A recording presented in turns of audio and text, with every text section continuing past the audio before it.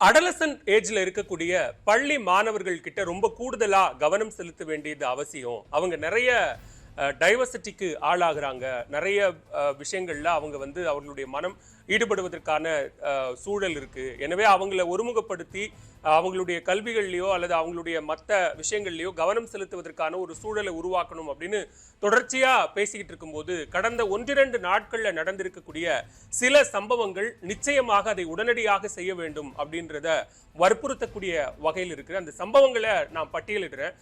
கிட்டத்தட்ட அதிர்ச்சி தரக்கூடிய சம்பவங்களாக அவை இருக்கிறது அப்படின்னே சொல்லலாம். ஒரு சம்பவம் என்பது ஒரு பள்ளியில 50 வயதுக்கு மேற்பட்ட தலைமை ஆசிரியர் ஒருவர் இருக்கிறார். அந்த தலைமை ஆசிரியர் அந்த பள்ளி மாணவிக்கு முத்தம் கொடுத்ததை போன்ற ஒரு செல்ஃபி புகைப்படம் வெளியாகிறது. அந்த புகைப்படம் அந்த ஊர்ல இருக்கக்கூடிய சமூக வலைதள குழுக்கள் எல்லாம் பகிரப்பட்டு ஒரு கட்டத்தில் பெற்றோரை அடைந்தது, அந்த பெண்ணுடைய பெற்றோரை.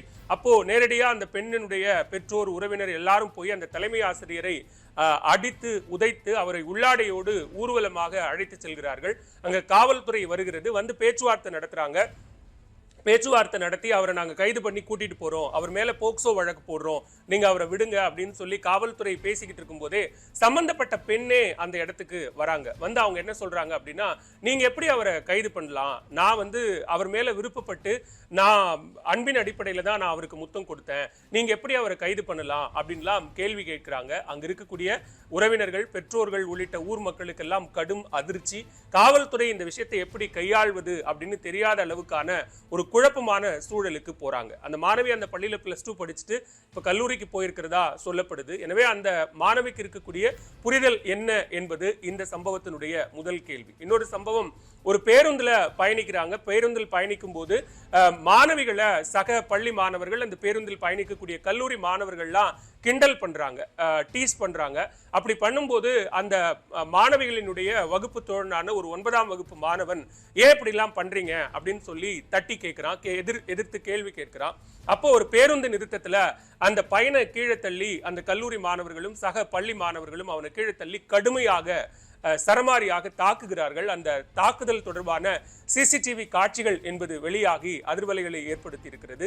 இது காவல்துறையில புகார் அளிக்கப்பட்டிருக்கு. அந்த புகார் தொடர்பா விசாரணை என்பதும் நடைபெற்றுக் கொண்டிருக்கிறது.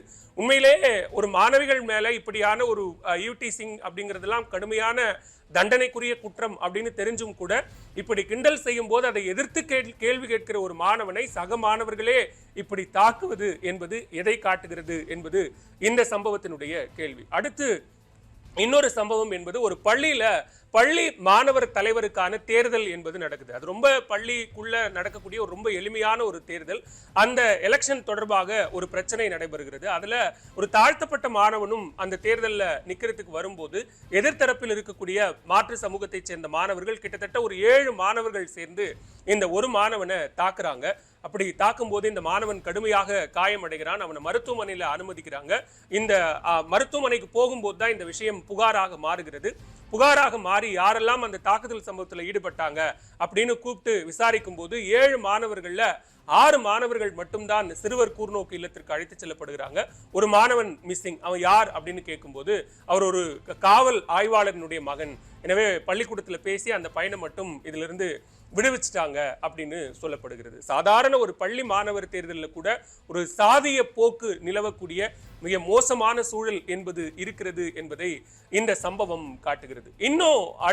இன்னொரு சம்பவம் என்ன அப்படின்னா, ஸ்கூல்ல டீச்சர் ஏன் நீங்க ஸ்கூலுக்கு சரியா டயத்துக்கு வர மாட்டேங்கிறீங்க, சரியா படிக்க மாட்டேங்கிறீங்க, கொடுக்கக்கூடிய வீட்டு பாடங்களை எல்லாம் ஏன் சரியா செய்ய மாட்டேங்கிறீங்க அப்படின்னு கடுமையா ஆசிரியர் திட்டுறாரு. ஆசிரியர் திட்டிய ஒரு சில நாட்கள்ல இந்த மாணவர்களினுடைய பைகள்ல சோதனை பண்ணி பார்த்தா புத்தகங்களுக்கு இடையில கத்திரிக்கோள் மாதிரியான ஆயுதங்களை அந்த மாணவர்கள் கொண்டு வந்திருக்கிறாங்க. அதை கூப்பிட்டு விசாரிக்கும் போது இந்த மாதிரி அந்த டீச்சர் எங்களை கடுமையா திட்டாரு, எங்களுக்கு ரொம்ப அசிங்கமாயிடுச்சு, அதனால அவரை தாக்குவதற்காக நாங்க இதெல்லாம் கொண்டு வந்தோம் அப்படின்னு சொன்ன அடிப்படையில அதெல்லாம் அந்த ஆயுதங்களை எல்லாம் பறிமுதல் செய்துட்டு அந்த மாணவர்களை காவல்துறையினர் கைது செய்து இப்போ சொந்த ஜாமீன்ல விடுவிச்சிருக்காங்க.